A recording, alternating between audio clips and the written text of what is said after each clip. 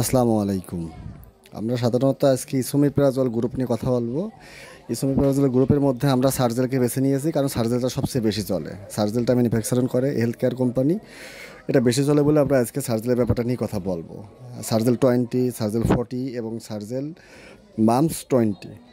এখন আমরা সার্জেল 20 খাই, 40 খাই এবং মামসও খাই। সার্জেল 20 ব্যাপারটা হচ্ছে, যখন আপনি 20 খাবেন তখন পেটকে বলে দেবেন যে আর কোনো চিন্তা নাই, এখন আমি গ্যাসের ওষুধ খেয়ে ফেলেছি, এখন আর আমার পেটে নিয়ে আর কোনো সমস্যা নেই। তবে এটা খাবেন খালি পেটে, সকালে খালি পেটে খাবেন, যেন অ্যাসিড মানে আসার আগেই আপনি গেট বন্ধ করে রাখেন।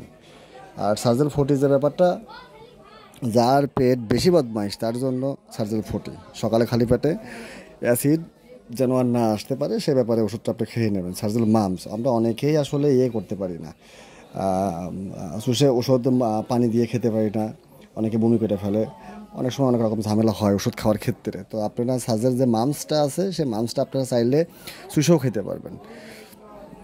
মামসটা খাবারের 30 মিনিট আগে শুষে খাবেন, পেট বলবে বস আজকে শান্তিতে আছি। তো এভাবে ইসোমেপ্রাজলটা আপনি খাইতে পারেন। ইসোমেপ্রাজলটা দীর্ঘদিন যদি আপনি খেয়ে থাকেন তো সেক্ষেত্রে আপনার ডাক্তারের পরামর্শ অবশ্যই নেবেন। ডাক্তারের পরামর্শ ছাড়া কখনোই একই সাথে একই রকমভাবে নিজের ইচ্ছা মতো অথবা কারোর পরামর্শ কখনোই খাবেন না। আর সার্জেলের যে ব্যাপারটা আছে, সার্জেলটা বাজারে অনেক 2 নাম্বার সার্জেল পাওয়া যায়।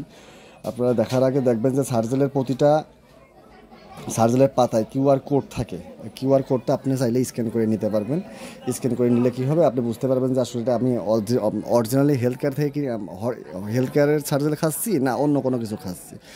সার্জেল মামসের ব্যাপারটাও একই রকম, আপনার সার্জেল 40 ব্যাপারটাও একই রকম, সব কিছুই একই রকম, কিন্তু আপনি অবশ্যই ভালো একটা প্রোডাক্ট ভালো কোনো দোকান থেকে কিনে খাবেন।